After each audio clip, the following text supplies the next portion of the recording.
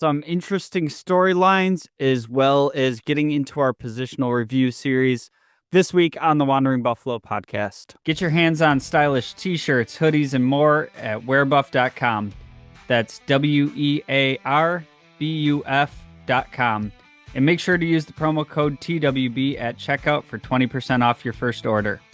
Stay Buffalo proud with Wear Buff. You're now listening to the Wandering Buffalo podcast with your host, Justin Godford.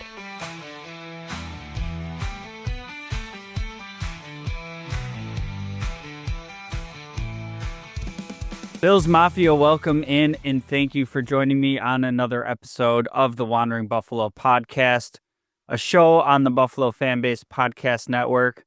My name is Justin and I am your host. And today on this week's episode, I've been wanting to get into a positional review series, and I try to get all this done pretty quickly so we can start moving into, free agency, draft talk, and really just kind of explore each position group, what the Bills have, what they might need going forward.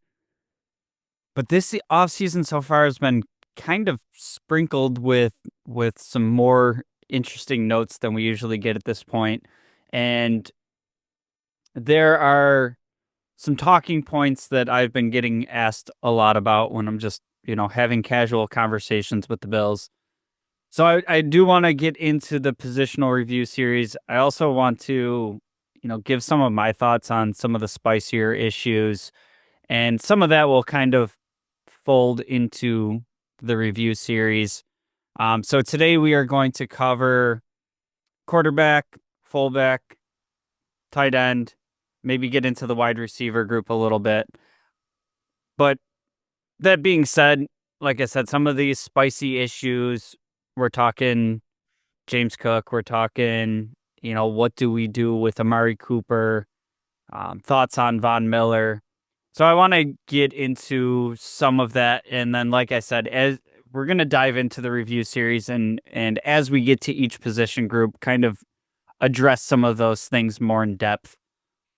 So real easy starting out the quarterback room. You got Josh Allen. Easy peasy, right? So obviously Josh Allen, absolutely awesome, coming off an MVP season. This gets into the conversation of, really what do you do backing up a quarterback like that? And for quite some time now, we've pretty much seen it be, somebody that Allen's close with. For a while, it was, like a veteran mentor, that type of thing he doesn't need anymore. I'm cool with it being, a friend in the room. I've been a pretty big proponent for a while of using some later round draft capital to, invest into a guy with some tools and kind of see what happens. And interestingly enough, I think that was kind of the Joe Milton game when we played the Patriots week 18. And it was, somebody that you'd expect, very little from, and not much for expectations. And, circumstances mattered, playing backups and whatnot, but dude looked nice. And you get a few games like that on film, and worst case scenario, you had a backup quarterback that you invested very little in, and maybe in 2 years, somebody gets desperate for a quarterback and you flip them for a higher draft pick. And I think that's the type of thing that could happen with the Bills with all of the offensive infrastructure. A guy could come in for some garbage time or whatever and put some stuff on tape and turn some heads. But as it stands now, obviously coming out of last season with Mitch Trubisky and Mike White, and nothing really much to report on with these guys. They played very limited snaps throughout the season, mostly, some garbage time, hand the ball off, take some knees. But the interesting layer here, I think, is the extension that Mike White got done towards the end of this past season. To me, it kind of spells the end for Mitch Trubisky. There's, no need to spend cap there. You already have Mike White. And, I assume a third quarterback will be added. Maybe it will be just that, somebody through the draft that has some sort of tools that, we might be able to build on. My guess is it'll end up being, some sort of bargain bin free agent, run the scout team, and, kind of par for the course that we've seen. But I will say there was the year that we drafted Jake Fromm in the 5th round, and that never really amounted to anything. But perhaps, the vision was there of this kind of being a system that they wanted to, bring a guy in, see if you can develop him a little bit. Cheap contract. If they develop it all, maybe, you get to the end of their contract there, towards the end of it, and you're like, yeah, cool, we still got Josh Allen. Flip you for a pick somewhere. So I think it's interesting that strategy of at least taking a flyer on a guy existed at some point. Maybe it's something we'll see again. The running back room is where we get a little bit interesting here. And obviously by now we've all seen it. James Cook, went to the social medias about his contract and, pinned something on Instagram saying $15 million a year. Subsequently, removed Bill's posts and the Bills out of his bio and all that jazz. And I honestly, like, I get it to an extent. Like, these are things that players have done, and with the social media aspect of things becoming ever more prevalent, it's an effective way to get things out there, gauge. Other teams can see that as well, and know what you're looking for. I don't like this approach. I think it it just doesn't vibe with me when I'm thinking about like a locker room setting. And I know these dudes are all like family and they all want to see each other get the bag. And maybe us as fans kind of like read into it too much. Maybe it's not as big of a deal in the locker room. I just I don't like the feeling of taking to social media, expressing, your dislike for your current situation. I, from a player's perspective, I'm sure it has its value and has its leverage, all that kind of stuff. But, especially doing it when he's just becoming extension eligible. He's still under contract for next season. Do I agree with him that he deserves a pay bump? Yep, absolutely. It's hard to argue against that. He was one of our most consistent offensive weapons last year. He made big plays in the championship game. He was a very good running back for the team this year. I just don't necessarily enjoy that way of doing business. As far as the contract itself goes, the one of the major things that I hear is, well, you can't pay him that contract. It's more than Saquon Barkley.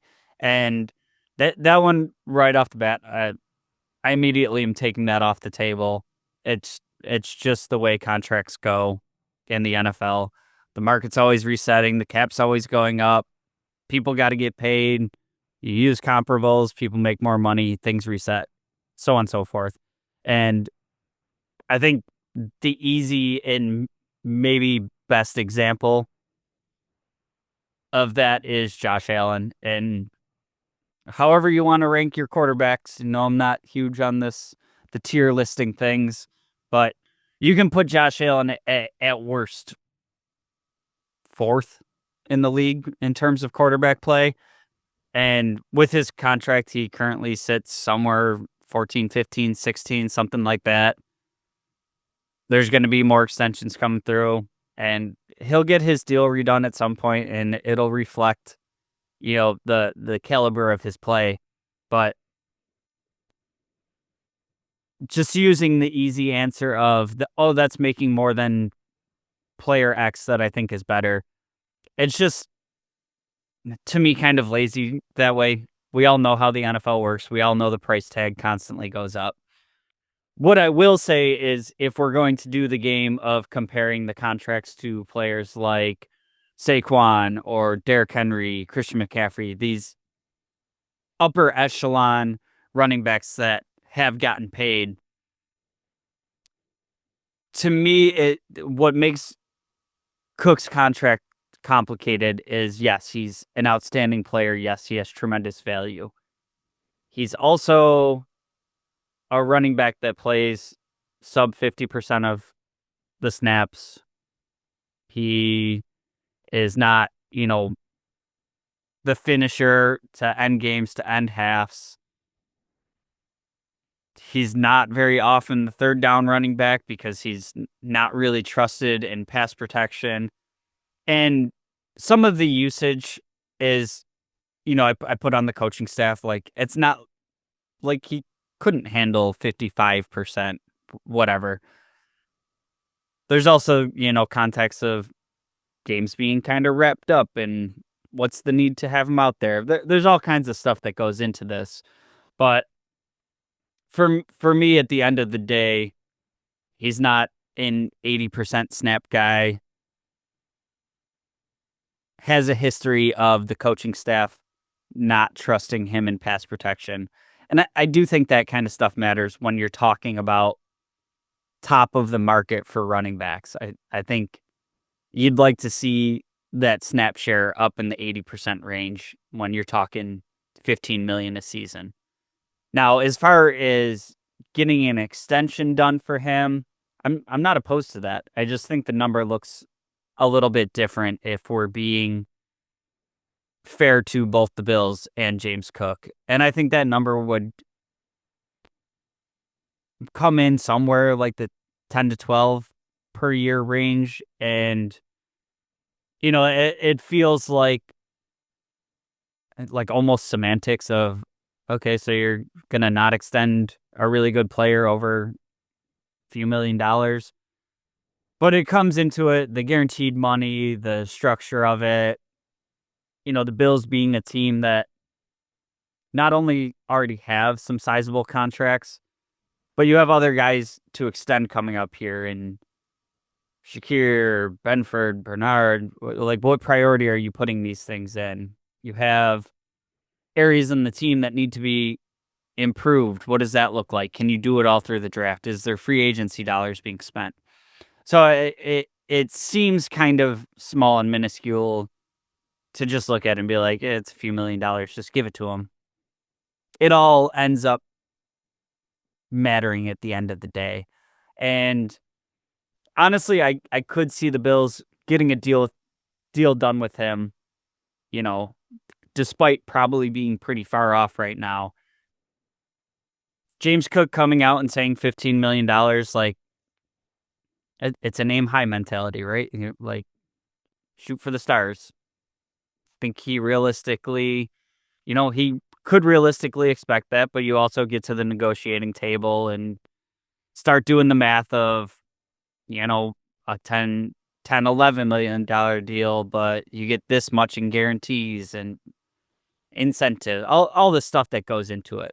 So it feels discouraging right now.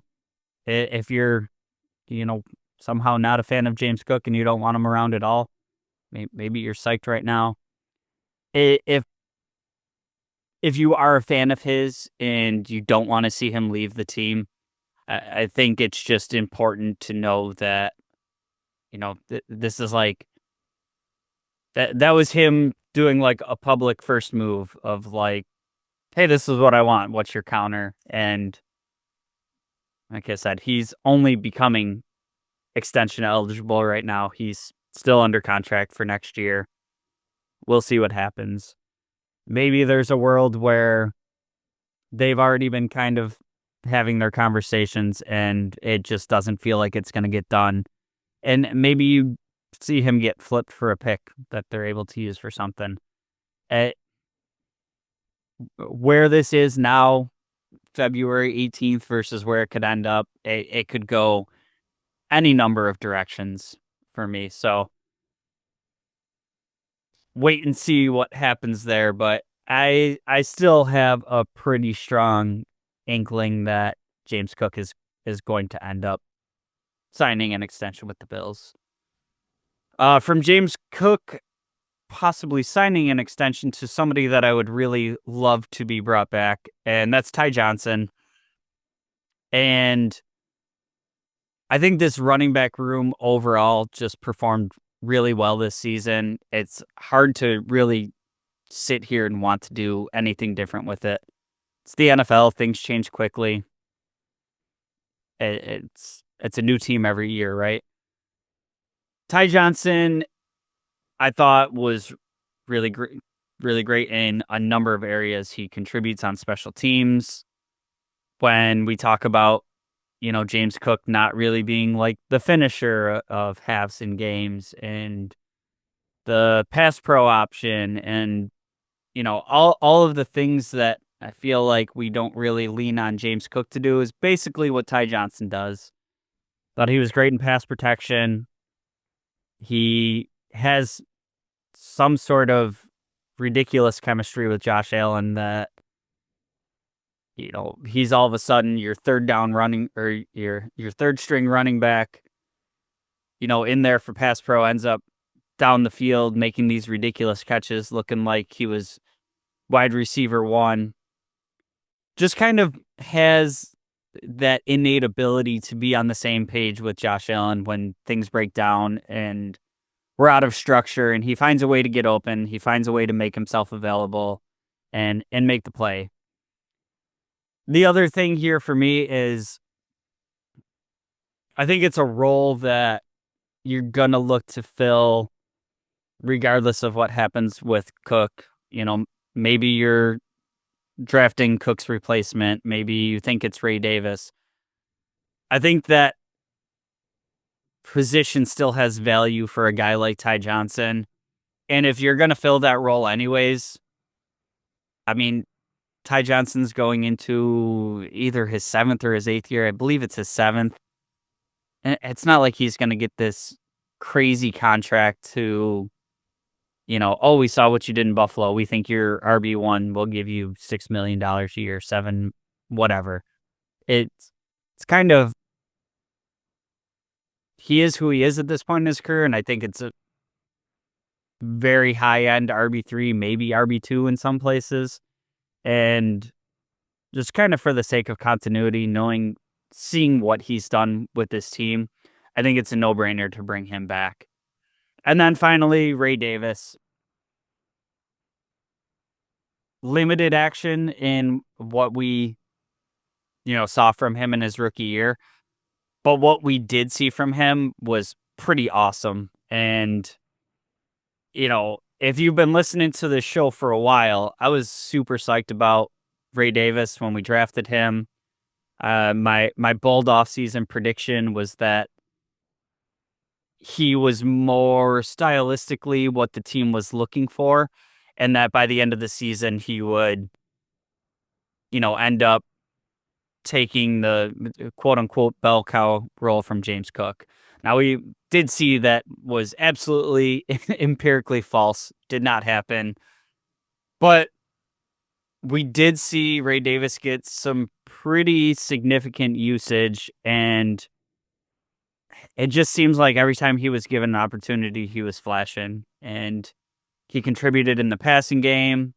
He had solid runs. We had one game that James Cook missed, and he went for over 150 scrimmage yards and showed a nose for the end zone. And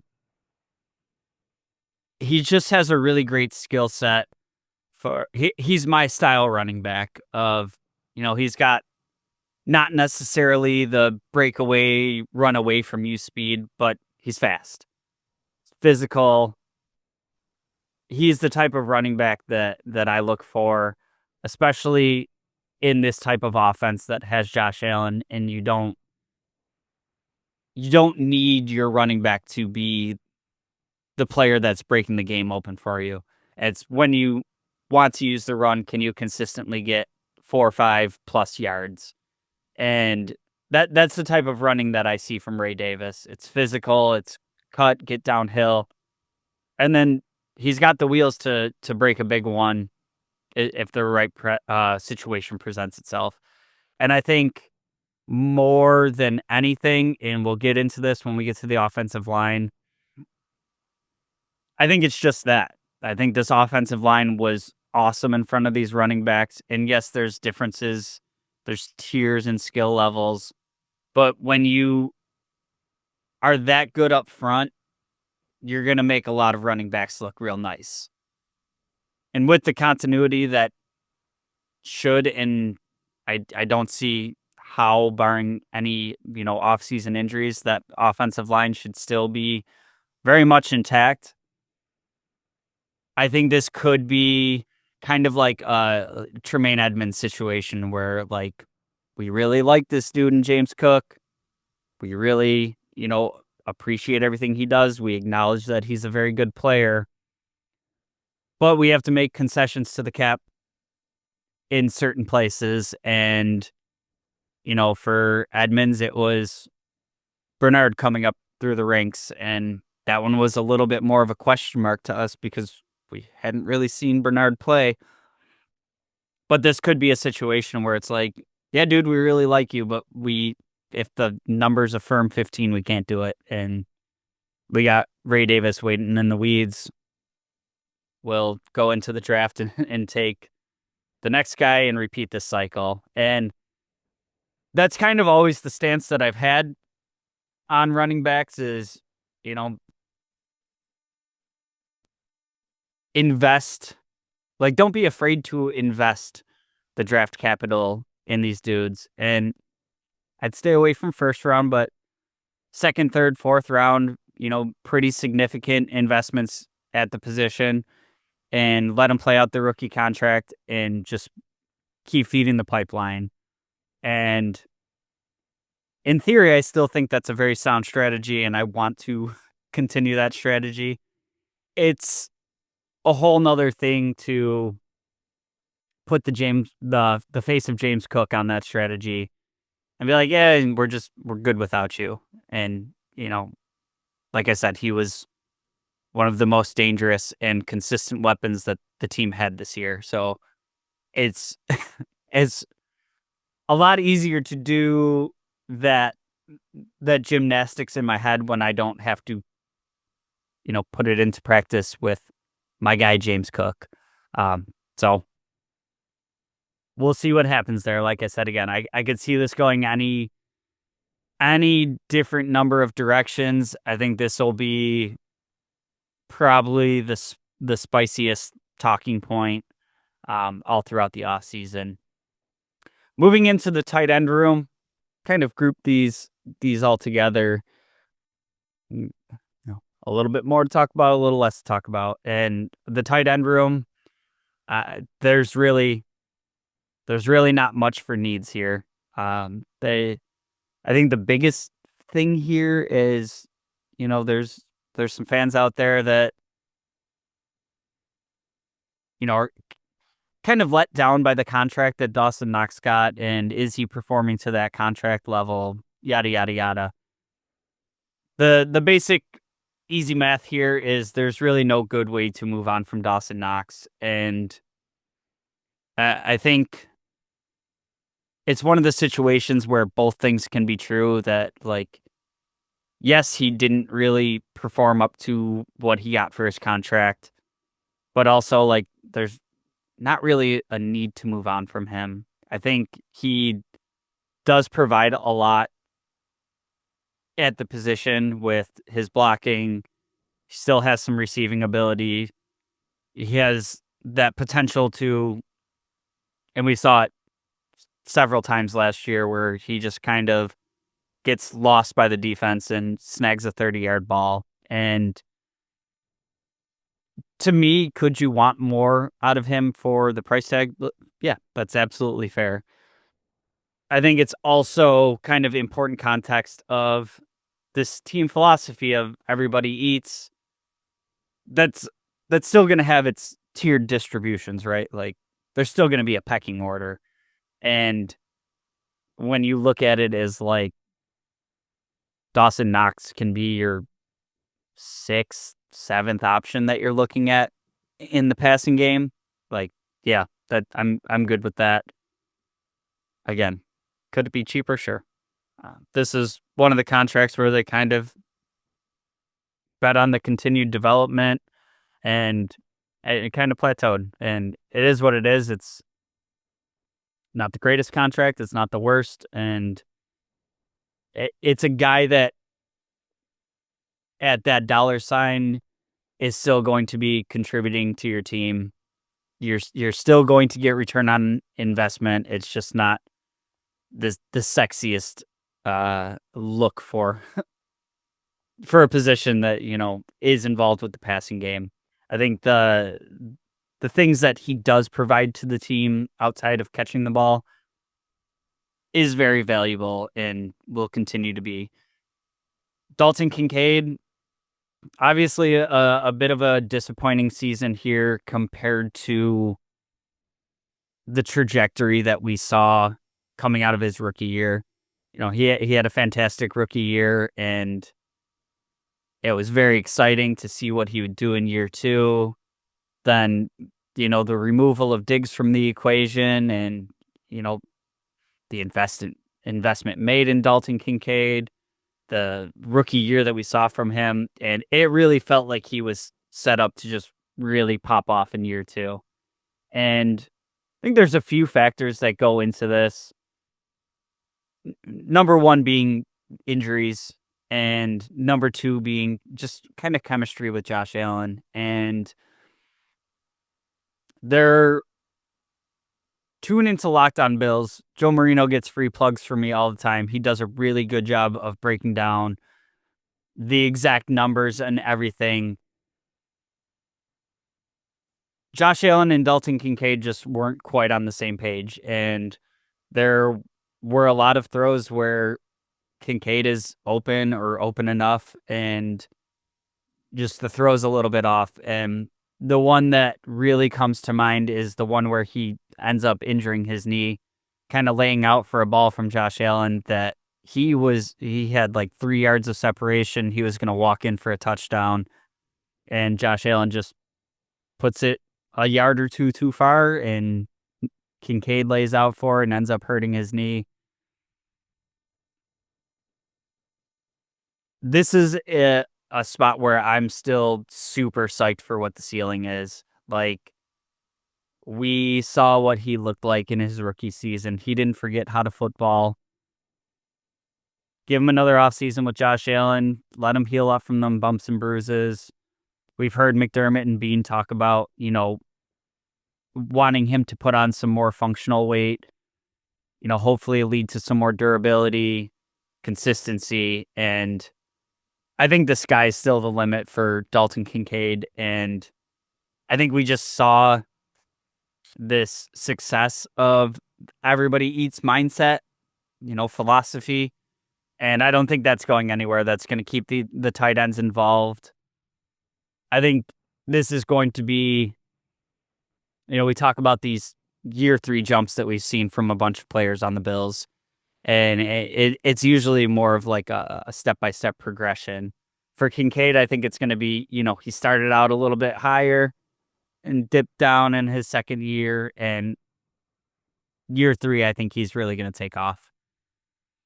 Rounding out the room, tight end 3, Quentin Morris. And not really much to say on Quentin Morris here other than he's kind of my ideal perfect tight end 3. He's capable enough at blocking, capable enough as a receiver. He comes open and snags a touchdown seemingly at least once a year. And doing that in very limited snaps is pretty dope. He contributes on all areas of special teams and just an all-around, low-cost, valuable tight end 3. And it's not sexy. It's not something we're going to talk about a ton. But he gets the job done. And do want to sprinkle into this conversation Zach Davidson, kind of a camp darling last season. And I see it going into this next season with a similar competition there, and it ending up being Davidson and Morris for, duking it out for that position. In my opinion, I think Davidson has shown some flashes, kind of more in the receiving department. But for all of the things that Quentin Morris does, his continuity with the team, his special teams contributions, I think it's just a huge uphill battle to fight for Davidson. And it'll happen again this year because we'll see Davidson in preseason. He's going to make some plays and the hype train will get rolling for him again. I don't see a world where he is able to unseat Q Morris and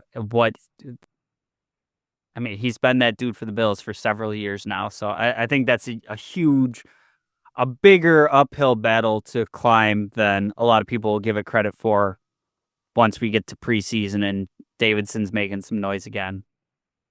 The last position group I want to round out here is the fullback room. And this one's pretty simple to me too. Reggie Gilliam, I love that dude. Needs a new contract, give it to him. His usage this year was at an all-time high. I think he's a key part in the success that we were able to have on the ground. He can play a little tight end in a pinch. It's a good blocker. Steady dude. Bring him back. Keep it rolling. I think that's pretty easy there. So going into next week, got to kind of do my roadmap here and how long I think it'll take to go through each group. But we're going to get into more on the offensive side of the ball. At the very least, we're going to do the offensive line and wide receivers. I know Amari Cooper is a big talking point out there. And there's a lot going on with the offensive line. So make sure you're subscribed. Get a notification every week so you're not missing any episodes. It'd be great if you could share, tell a friend about the show if you're enjoying it. Just got a notification yesterday. The pod has officially hit its 4-year anniversary, so we're going into year 5 here. So I want to thank everybody that's, been listening to the show from the very humble beginnings to anybody that's jumped on board along the way, anybody that's brand new to the show. Appreciate you all listening, taking the time out of your day to check out my thoughts on the Bills. As I've kind of mentioned a few times going in, as we get into this offseason, we're doing some revamping with the website. We have, more writers, more articles coming up. If you prefer reading fully fleshed out thoughts, getting content different ways. Producer Jake has started doing quick hit, opinion videos. Check those out. Check out the merch. We got a lot going on. So check it all out.